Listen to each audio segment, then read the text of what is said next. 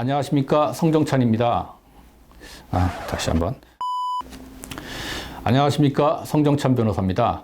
대한민국의 많은 사람들이 아파트에 살고 있는데 아파트에 공통적으로 사용되는 부분, 그 공용 부분의 관리 소홀로 인해서 피해를 입는 경우, 이 부분에 관해서 한번 말해볼까 합니다.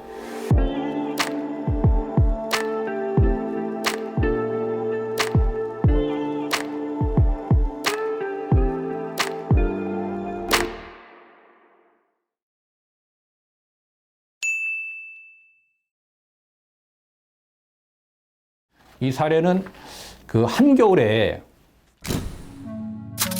아파트의 엘리베이터 밖에 복도 부분에 물 청소를 하셨는데 물기를 완전히 제거하지 않아서 얼은 상태에서 입주민이 미끄러져서 다친 사고입니다.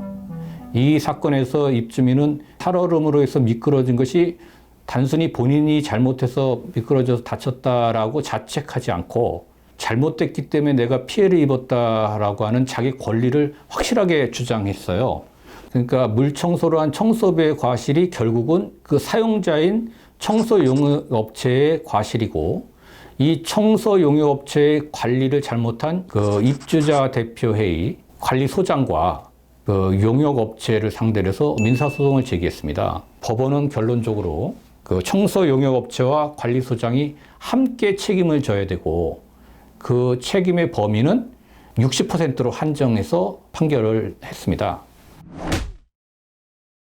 관리소장과 청소용역업체 모두 함께 피해자, 입주민에게 손해배상을 하라고 판결을 내린 것입니다. 이와 관련해서 우리가 알아야 될 부분은 어떤 부분이냐면, 청소용역업체는 한겨울에 그 영하로 내려갔을 때의 날씨에서는 복도에 물 청소를 하지 않거나, 물 청소를 한다면 물기를 완전히 제거해야지만이 그 청소용업체로서의 그 의무를 다한 것이고, 이 부분을 소홀히 해서 그 살얼음이 얼게 만들었고, 그래서 사람이 미끄러져서 다치도록 하는 환경을 만들었다면 이 부분에 대한 관리 용역업체의 책임은 면할 수 없다. 아파트의 경우 많은 사람들, 어리고 나이 드신 분들까지 망라해서 다양한 계층의 사람들이 살고 있기 때문에 이 관리 소홀로 인해서 생기는 문제는 의외로 큰 문제를 유발할 수 있습니다.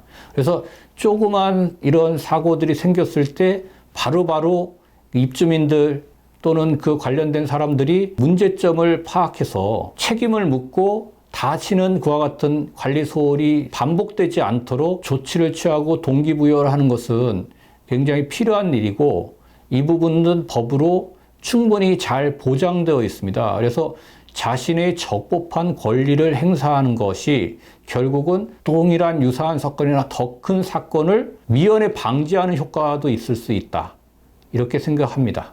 자신의 권리를 행사하는데 조금 더 용감해질 필요가 있다고 생각합니다.